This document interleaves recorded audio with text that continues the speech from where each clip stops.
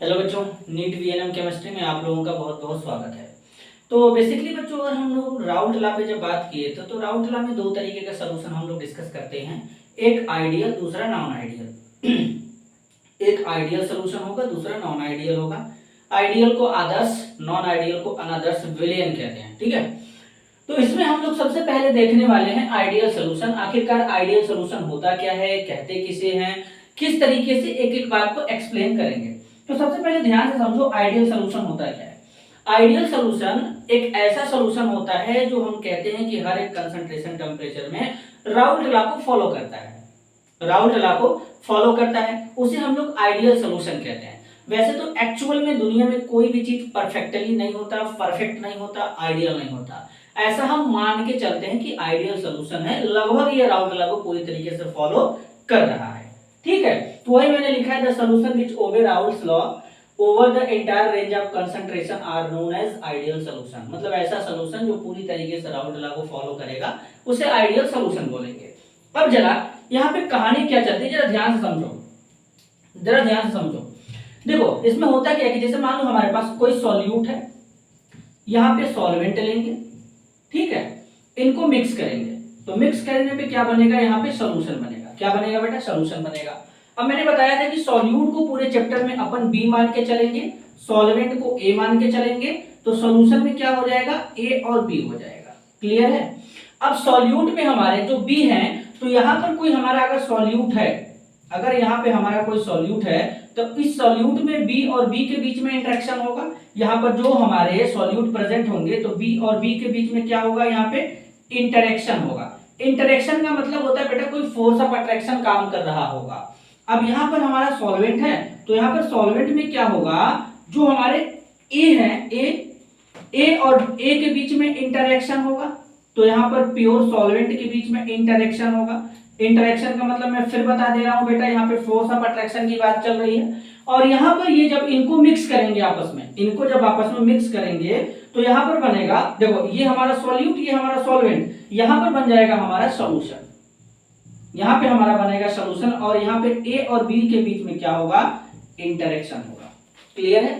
तो यहाँ पर कहानी क्या चलती है बेटा, यहाँ पर कहानी ये चलता है कि जो हम सॉल्यूट और सॉल्वेंट मिक्स कर रहे हैं, यहाँ पे ये बी और जो ए मिक्स कर रहे हैं, तो बी और ए के बीच में जो फोर्स ऑफ अट्रैक्शन लगता है, नियरली ऐसा हम मान के चलेंगे कि ए और बी के बीच में लग रहे फोर्स ऑफ अट्रैक्शन के लगभग बराबर होता है, इस तरीके से। तो यानी यहाँ पर जो फोर्स ऑफ अट्रैक्शन होता है ए और बी के बीच में, ये अप्रॉक्स ए और बी के बीच में लग रहे फोर्स ऑफ अट्रैक्शन के क्या होता है, बराबर होता है। तो इस केस में क्या होता है कि जो डेल्टा वी मिक्सिंग होता है बेटा, जब फोर्स ऑफ अट्रैक्शन सेम है, तो जब सॉल्यूट और सॉल्वेंट को मिक्स करेंगे तो यहाँ पर वॉल्यूम में कोई भी चेंज नहीं होता, वॉल्यूम जैसा का तैसा बना रहता है, तो डेल्टा वी मिक्सिंग क्या हो जाता है, जीरो।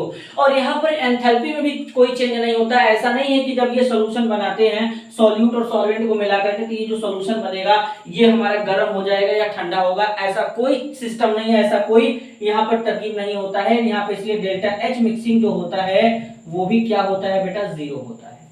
क्या होता है, जीरो होता है। तो आइडियल सॉल्यूशन में क्या होता है कि delta H mixing, delta we mixing क्या होते हैं, जीरो होते हैं। सॉल्यूशन बनाते समय आयतन यानी वॉल्यूम में कोई चेंज नहीं होगा, एंथैल्पी में भी कोई चेंज नहीं होगा। ऐसा क्यों, मैंने बता दिया कि यहाँ पर ए जो सॉल्वेंट है, बी जो सॉल्यूट है, इनके बीच में जो फोर्स ऑफ अट्रैक्शन होता है, ए और बी जो हमारा सॉल्यूशन है, इनके बीच में जो फोर्स ऑफ अट्रैक्शन होता है लगभग सेम होता है। और इसी सॉल्यूशन को राउल्ट्स आइडियल सॉल्यूशन कहते हैं, जो कि राउल्ट्स लॉ को फॉलो करता है। क्लियर है। अब इसके एग्जांपल बता दो सर, ये तो हमको समझ में आ गया कि किस तरीके से ये काम कर रहा है। इसका एग्जांपल हमें बता दो जरा, कौन कौन से एग्जांपल हो सकते हैं। देखो एग्जांपल तो बहुत सारे हो सकते हैं, 3-4 मैं बता देता हूं, ठीक है, अच्छे वाले, जो अच्छे लेवल के एग्जांपल हैं। तो जैसे हमारे समझ लो, हम लेते हैं यहाँ पे N hexane plus N heptane, N heptane. यहां पर एन जो होता है वो नॉर्मल को रिप्रेजेंट करता है। अब ये दोनों हाइड्रोकार्बन है, दोनों हाइड्रोकार्बन है, दोनों के बीच में सेम टाइप्स का फोर्स ऑफ अट्रैक्शन होगा। जब इनका सॉल्यूशन बनाएंगे तो सेम टाइप का फोर्स ऑफ अट्रैक्शन होगा। इसी तरीके से अगर हम ले लें यहाँ पे ब्रोमो इथेन प्लस क्लोरोइथेन, इन दोनों के बीच में भी यानी यहाँ पर ये जो हमारे सॉल्यूट सॉल्वेंट होंगे इनके बीच में भी फोर्स ऑफ अट्रैक्शन सेम होगा। जब इनका सोल्यूशन बनाएंगे तो उसमें भी फोर्स ऑफ अट्रैक्शन लगभग सेम होगा। इसी तरीके से जैसे हमारा बेंजीन है, टोल्यूइन है, इनमें भी क्या होगा, फोर्स ऑफ अट्रैक्शन सेम होगा। तो इस तरीके से ये जो एग्जांपल मैं यहाँ पे लिख रहा हूं ये एग्जांपल किसका होगा, तो ये एग्जांपल जो हमारा होगा आइडियल सॉल्यूशन का होगा, आइडियल सॉल्यूशन का होगा। जैसे और भी बहुत सारे हो सकते हैं, जैसे हमारा ब्रोमो प्रोपेन हो जाएगा, क्लोरोप्रोपेन हो जाएगा। तो ऐसे हमारे बहुत सारे एग्जाम्पल क्या हो सकते हैं, आइडियल सॉल्यूशन के हो सकते हैं। तो इस तरीके से कहानी यहां पर चलता है। तो मेरे हिसाब से तुम लोगों को ये कम समय में आइडियल सॉल्यूशन अच्छे से समझ में आ चुका होगा। तो एक बार मैं फिर से रिकॉल कर देता हूं, यानी रिपीट कर देता हूं। ऐसा सॉल्यूशन जो राउंड लॉ का पूरी तरीके से पालन करता है या फॉलो करता है उसे आइडियल सॉल्यूशन बोलेंगे। एग्जांपल के तौर पे मैंने यहाँ पर ढेर सारा लिखा है। यहाँ पर एंथैल्पी में, वॉल्यूम में कोई भी चेंज नहीं होने वाला है। जब अपन अगले लेक्चर में डिस्कस करेंगे तो नॉन आइडियल सॉल्यूशन के बारे में डिस्कस करेंगे, वहां पे डेविएशन भी चलता है, पॉजिटिव नेगेटिव, उसको भी समझेंगे, बड़ा मजा आने वाला है। फिर एजियोट्रॉपिक में पढ़ाऊंगा, मतलब एकदम बोलते हैं ना वो दिलचस्प एकदम हो जाएगा, इंटरेस्टिंग हो जाएगा, मजा आएगा एकदम। एक एक चीज तुमको समझ में आएगा, फील होगा कि एक्चुअल में ऐसा होता है तो क्यों होता है। ठीक है, तो आज के लिए बस इतना ही करते हैं, मिलते हैं अगले वीडियो में, तब तक के लिए धन्यवाद, नमस्कार।